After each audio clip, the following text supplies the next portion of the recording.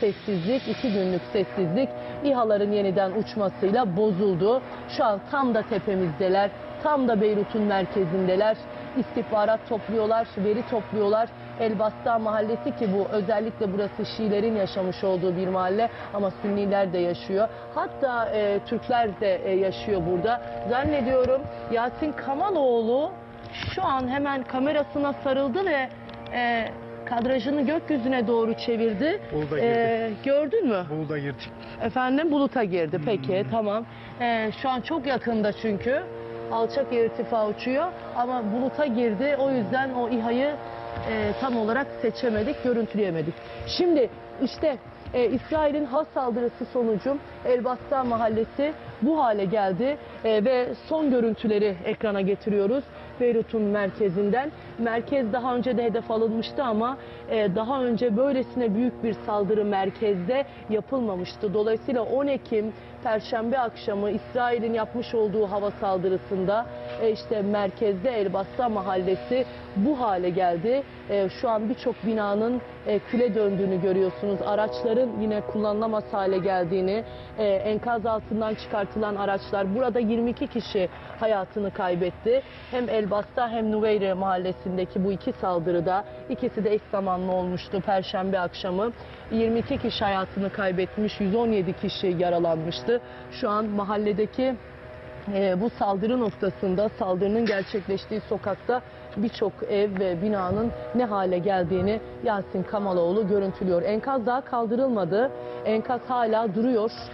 Şu an bu binaların tabii yıkılacağı bir yandan söyleniyor ama ne zaman harekete geçilecek, buradaki enkaz ne zaman kaldırılacak? Şu an bu sokakta neredeyse 10 bina işte bu halde kullanılamaz vaziyette. İnsanlar geçtiğimiz günlerde yanmış da olsa birkaç parça eşyasını çıkardılar ve buralardan ayrıldılar. Sokakta insanlar tabii endişe içindeler. Çok büyük bir saldırı olduğu için bu saldırının yeniden devam edebileceği kaygısını yaşıyorlar. İşte son durum bu şekilde. Yasin Kamaloğlu'nun canlı görüntüleriyle ekrana taşıdık. İsrail İran'ı mı vuracak? İran'a bir misilleme yapacak. Onun hazırlığı içinde mi? 2 gündür bu yüzden mi başkent Beyrut'ta herhangi bir saldırı planı yapmadı? Yoksa Hizbullah'ın dün akşam yapmış olduğu saldırıya bir karşılık mı verecek bu akşam? Başkent Beyrut'ta veya Dahiye bölgesinde yeniden mi bombardıman başlayacak? Henüz büyük bir bilinmez var ama şunu biliyoruz. Özellikle Lübnan'ın güneyinde İsrail askerleri ve Hizbullah arasında çatışmalar devam ediyor. Ve bugün de aslında İsrail tarafı İsrailli gazetecileri Lübnan'ın güneyine aldığı ve ele geçirilen noktaları gösterdiler.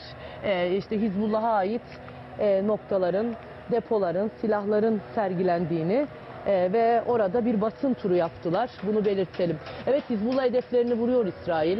Evet, Hizbullah'ın önemli isimlerini aslında etkisiz hale getiriyor, öldürüyor ama bir yandan çok büyük bir insanlık dramı yaşanıyor. Çünkü bütün o yerleşim alanları hedef gözetmeksizin vuruluyor ve Lübnan'ın güneyinde çok sayıda ev vuruldu. Çok sayıda sivil hayatını kaybetti.